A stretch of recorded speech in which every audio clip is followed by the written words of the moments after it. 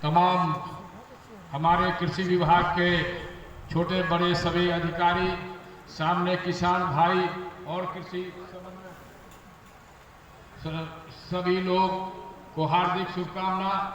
जिला पदाधिकारी महोदय ने चारों क्रांति जो हुई है उसके बारे में बताया। हरित क्रांति जो फसलों का हम लोग हरित क्रांति फर्टिलाइजर का उपयोग करके बढ़ाए, आज देश आत्मनिर्भर हो गया है। साथ ही साथ श्वेत क्रांति में जो दूध का उत्पादन हो रहा है, और पीली क्रांति जिसमें हम वायलसीड पर निर्भर हुए हैं। नीली क्रांति जो मछली उत्पादन में क्रांति हुई है।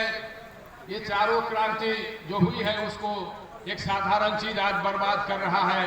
आप सामने देख रहे हैं, गांव गंवई में बहुत सारा कचरा इस तरह का जमा हो रहा है जो हमारे खेत के अंदर जाता है। जोताई में अब खेत के पास चला गया, उड़ के खेत में जाता है। और ये कचरा जब जमीन में चला जाता है तो माइक्रो पॉलीथीन बनता है और इसका आयु 400 वर्ष हो जाता है। एक साधारण कचरा हमारे 10 बाई 10 स्क्वायर फीट के जमीन को, उसकी उर्वरा क्षमता को समाप्त करती है, और ये हमारे लिए बहुत बड़ा खतरनाक हो गया है। इसके प्रबंधन के लिए हम लोगों ने कई जगह ट्रेनिंग लेकर इसको देखा है, और स्वयं भी हम चाहते हैं कि इस कचरे को सरकार तो बंद नहीं कर सकी ब्लॉक प्रबंधन के बाद भी, लेकिन हम अपने गांव में, अपने घर में पन्नी का, पॉलीथीन का उपयोग कम करें, और यदि होता भी है तो उसको कैद करें इस तरह के बोतल में। आप देखते हैं कि हर घर में अब इस तरह के पानी का बोतल भी आ रहा है। ये भी उसी तरह का चीज है जिस तरह का पॉलीथीन है। इस दोनों को हम आसानी से कैद कर सकते हैं। हम इसको आरमेर पर झूरी गाड़ने में, चिन्ह बनाने में, और ईंट का जहां हम प्रयोग करते हैं घर बनाने से लेकर सड़क बनाने के काम में भी, मोहाली और यहाँ भी हम लोगों ने कई जगह जाके देखा है। हिंदुस्तान में ही जो राजस्थान का भिलवाड़ा है वहाँ भी हमने ट्रेनिंग लिया है, मोहाली में लिया है, और वहाँ के किसान काफी जागरूक हुए हैं और इसको कैद कर रहे हैं। श्वेत क्रांति को ये रोक रहा है कि हमारे गांव के लोग हरा सब्जी का छिलका पॉलीथीन में डाल के सड़कों पर फेंक देते हैं, हमारी गाय निगल जाती है। अब गाय को डाइजेशन नहीं होता है, वो जितना खाना खाता है डाइजेस्ट नहीं होता है, और दूध में अजीब तरह का एक बदबू आ जाता है। 25 वर्षों से हमने सुधा डेयरी का हम चेयरमैन हैं और हमने उसको सींचा है। मुझे इस बात का तकलीफ होता है। मैं किसानों के बीच अपने दूध की समितियों पर भी जाकर बताता हूँ कि इससे सावधान हो।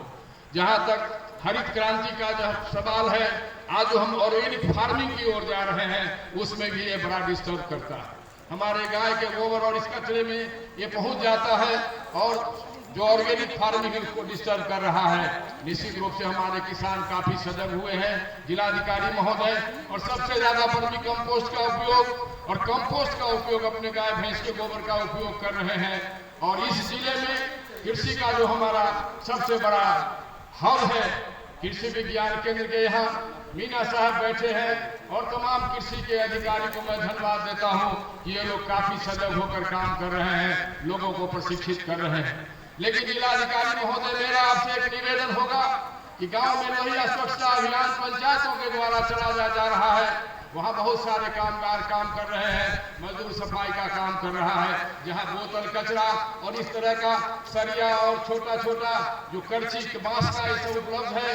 कम से कम एक पंचायत में 200-500 ये बन सकता है, और इसका ग्राहक है सर आज 10 रुपया बोतल, जितना लाख बन सके भीलवाड़ा का एक ग्राहक खरीदने के लिए तैयार है, वो ले जाता है।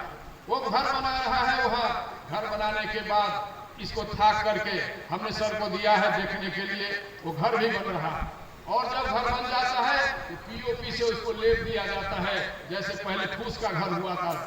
अब वो घर जो है फायर प्रूफ हो गया सर, उसमें आग भी नहीं लगता, और तार की जाली में फंसा कर दीवार बना रहा है, और आपके भीलवाड़ा, मोहाली, इन सभी जगहों में हो रहा है। इस प्रकार इस पॉलीथीन से हमारा जो चारों क्रांति है प्रभावित हो रहा है। श्वेत क्रांति, हरित क्रांति, पीली क्रांति और नीली क्रांति, जिस पोखर में चला जाता है पॉलीथीन, वहाँ ऑक्सीजन मछली को नहीं मिलता है और लास्ट में मछली फुला के ऊपर हो जाती है, वो मर जाती है।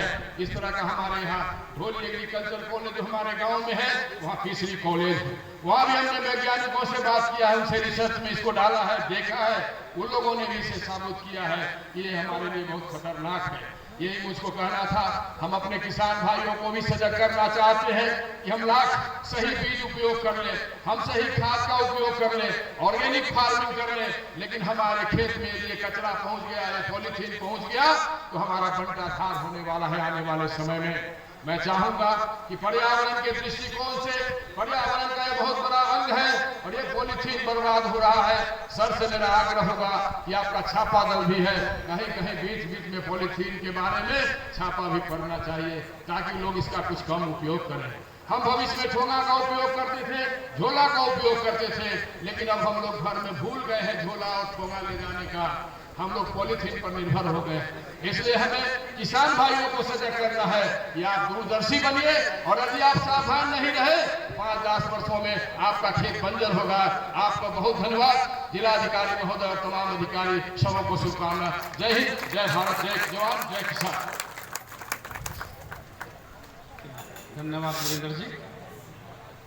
इस कार्यक्रम में पधारने के लिए मैं अपने जिला के जिला अधिकारी महोदय का बहुत बहुत शुक्रगुजार हूँ। जिला कृषि परिवार सर का बहुत आभार प्रकट करता है कि सर अपने व्यस्ततम समय से समय निकाल के हम लोगों को मार्गदर्शन देकर अनुग्रहित किए। सर के कुशल मार्गदर्शन में हम सभी काम करके इस जिले का पूरे राज्य में नाम रोशन करना सुनिश्चित करेंगे।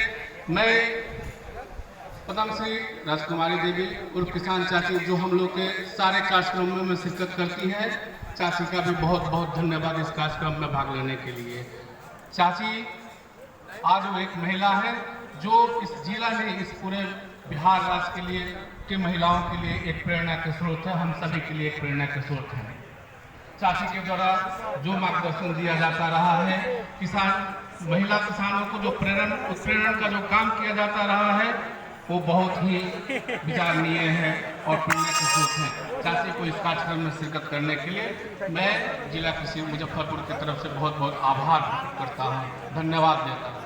मैं इस क्रम में कृषि विज्ञान केंद्र तुर्की के प्रमुख वैज्ञानिक एमएल मीना सर और कृषि विज्ञान केंद्र सरैया के वैज्ञानिक डॉक्टर राजेश कुमार का भी आभार प्रकट करता हूँ कि आपने इस 2 दिवसीय कृषि यांत्रिकरण मेला के सत्र में अपने हाथ लेकर